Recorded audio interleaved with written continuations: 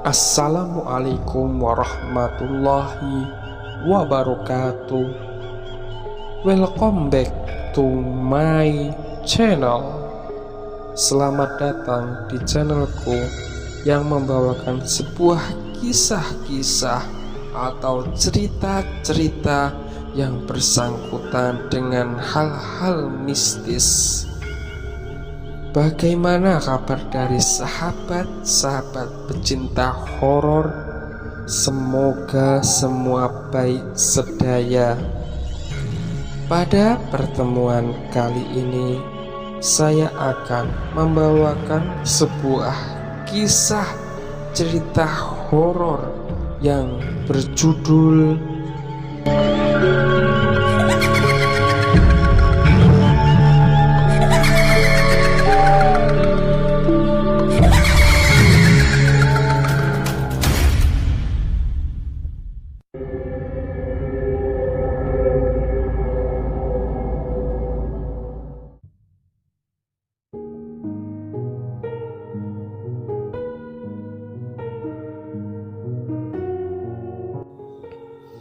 Sumpah Pocong menjadi awal dari teror yang terjadi di salah satu desa di Jawa Timur.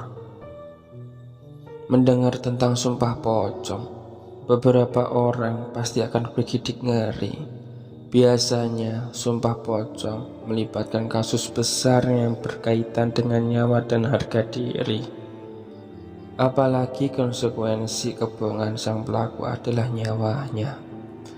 Cara ini banyak diambil oleh permasalahan yang sulit dibuktikan kebenarannya. Namun, tak jarang juga ritual Sumpah Pocong membawa masalah yang berkepanjangan. Mereka yang mati adalah mereka yang bersalah, dan ada yang percaya roh mereka tidak mati dengan tenang.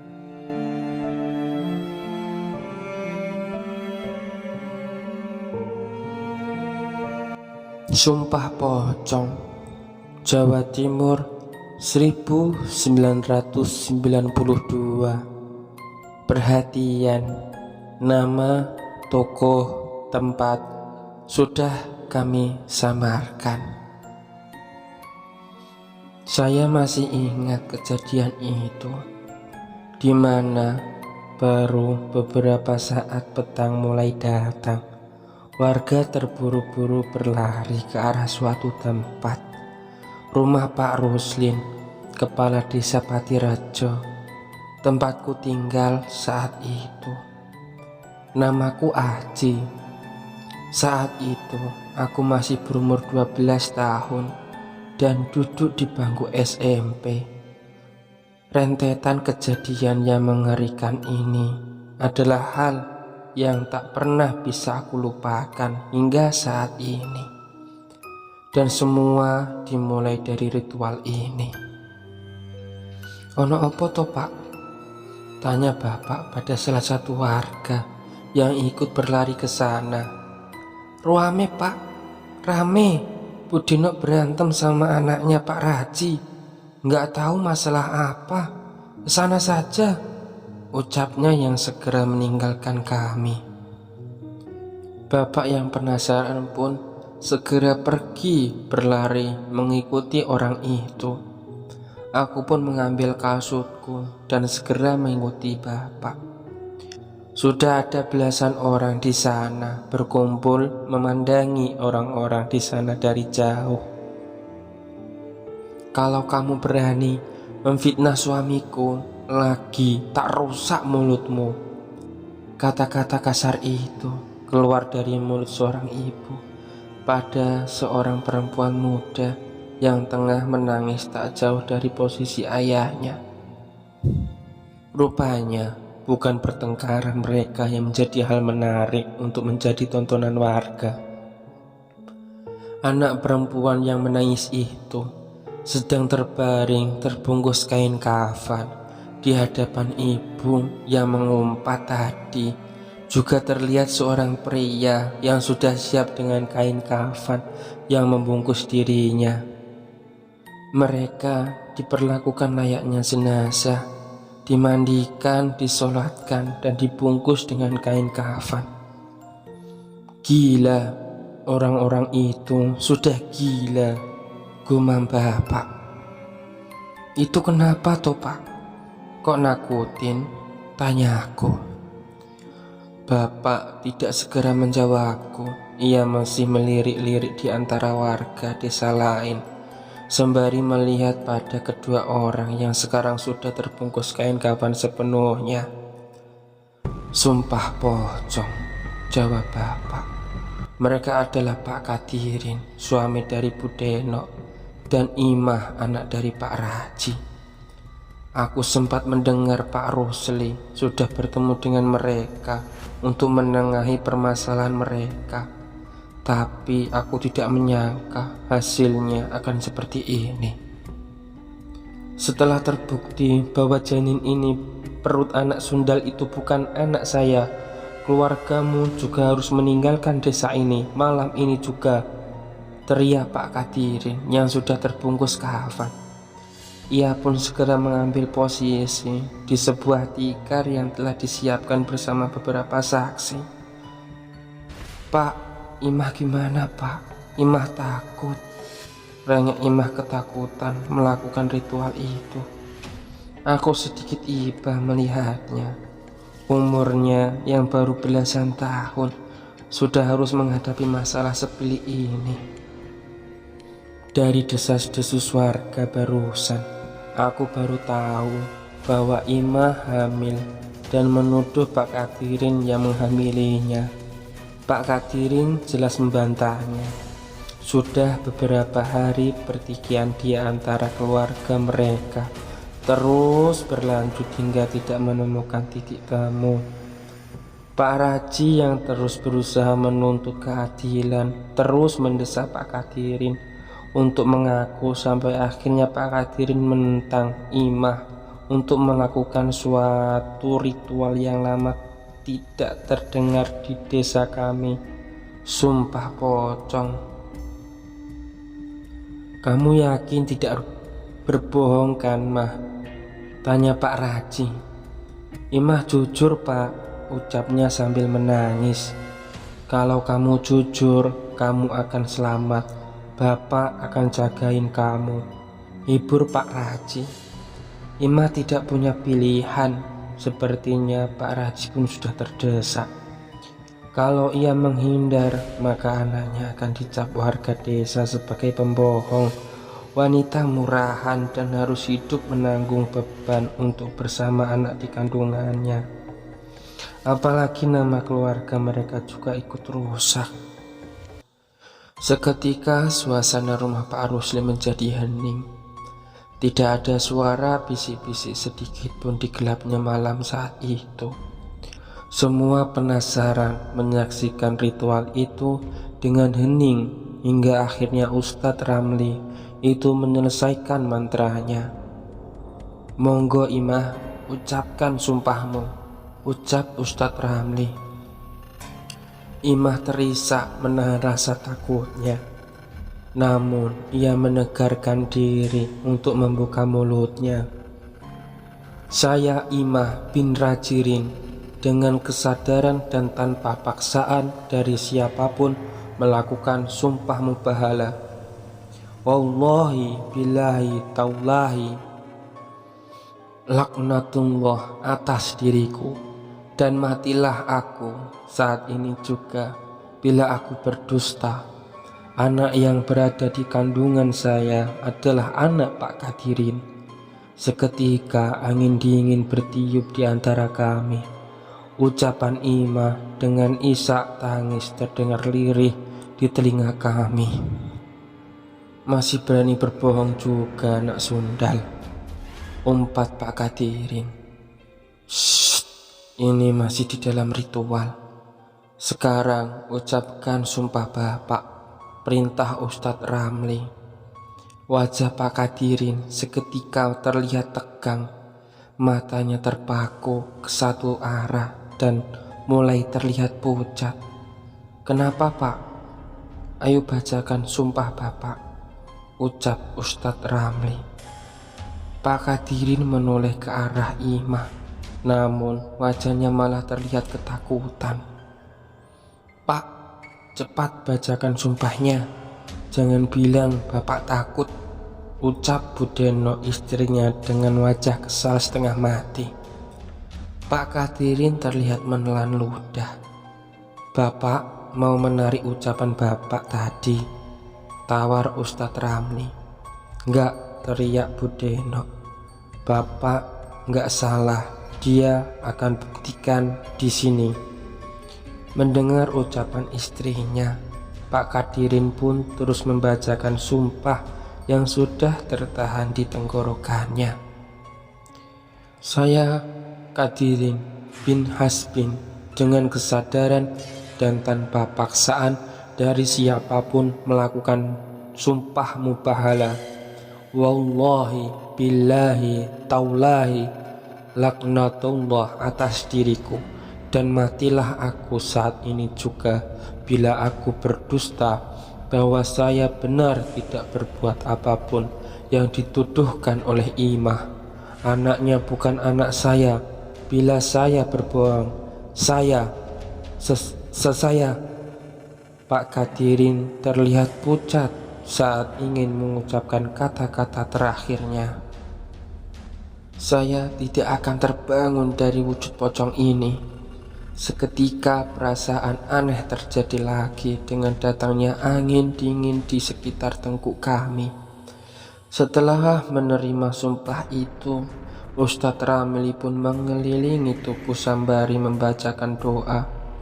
Tak lama kemudian mereka berdua pun tertidur, dan Ustadz Ramli menutupi wajah kedua orang itu dengan selembar kain putih. Saat lewat tengah malam, akan ada salah satu dari mereka yang tidak terbangun, ucap Ustadz Ramli. Wajah Budeno dan Pak Raji saat itu terlihat pucat menahan rasa tegang akan hasil dari sumpah pocong ini. Tengah malam masih lama, kami pun merasa harus tetap berada di tempat itu sebagai saksi atas ritual ini. Sudah 3 hari pasca kejadian sumpah pocong antara Kadirin dan Imah, sama sekali tidak ada yang menyangka hasil dari ritual yang sudah sangat lama tidak pernah dilakukan itu. Tepat saat malam melewati puncaknya, Ustadz Ramli membuka kain putih yang menutupi wajah Imah dan Kadirin. Namun tidak ada dari mereka berdua yang terbangun. Mereka berdua dinyatakan meninggal. Seluruh warga kebingungan. Pak Raji dan Budeno menangis menuntut jawaban pada Pak Ustadz Ramli. Bagaimana itu bisa terjadi? Tapi Ustadz Ramli pun bingung. Penyesalan muncul di wajah Budeno dan Pak Raji. Mungkin mereka berpikir, seandainya saja mereka melarang anak dan suaminya itu melakukan sumpah pocong, paginya pemakaman pun dilakukan. Warga tidak terlalu banyak berbicara pada Pak Raji dan Budeno.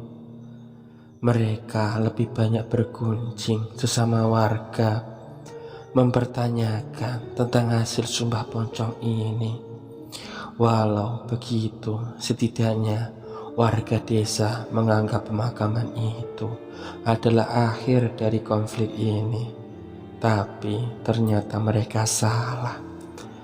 Suatu malam, aku dan beberapa warga sedang menonton tayangan sepak bola di pos. Di masa itu, televisi masih merupakan barang mewah dan tidak semua orang bisa memilikinya.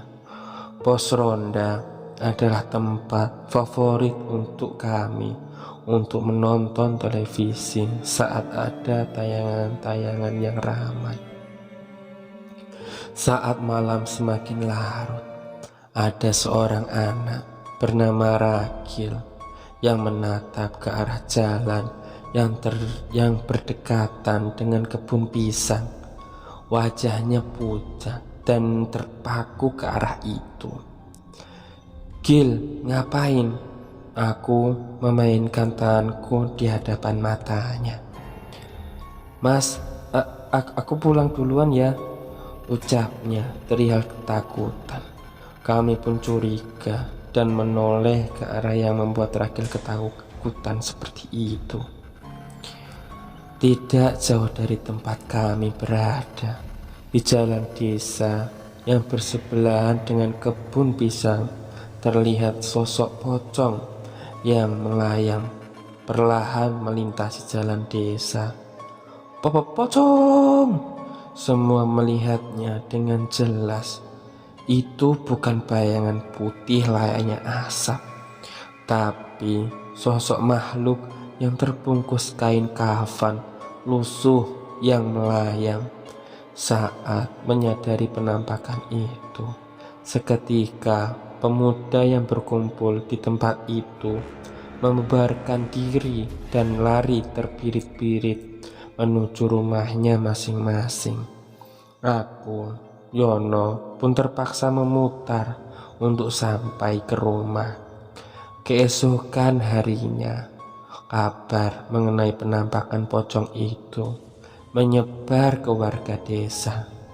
Tapi cerita dari pemuda pos ronda saat itu hanya menjadi cerita biasa di desa Patirejo. Sampai pada malam berikutnya sesuatu terjadi. Tok tok tok tok, tok tok tok tok, tok tok tok tok. Suara ketukan terdengar di rumah Yono di malam hari. Saat itu Yono dan orang tuanya sudah tertidur. Ibu Yono tahu suara ketukan itu bukan berasal dari rumahnya. Namun karena suara ketukan itu terus terdengar, ia pun terbangun dan mencoba mengintip dari gorden rumahnya. Benar, ketukan itu berasal dari depan rumahnya, rumah Budeno. Namun Ibu Yono tidak pernah menyangka dengan apa yang dilihatnya. Kini ia tahu mengapa tetangga di depan rumahnya itu tidak membuka ketukan pintu itu.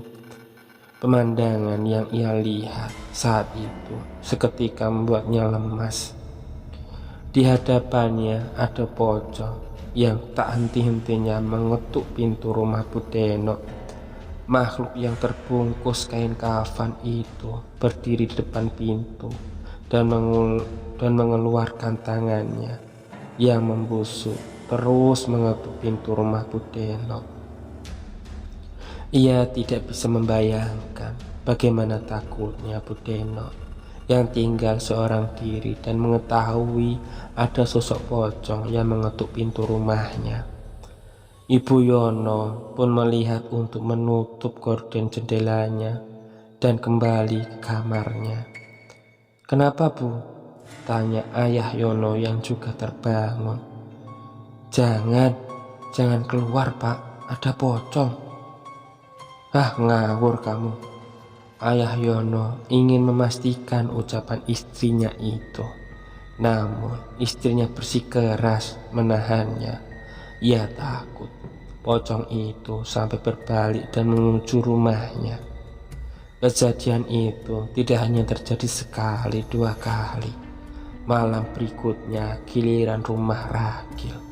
Saat itu Ragil sendiri yang mendengar suara ketukan pintu. Sebenarnya ia curiga dengan suara ketukan yang terjadi di tengah malam itu.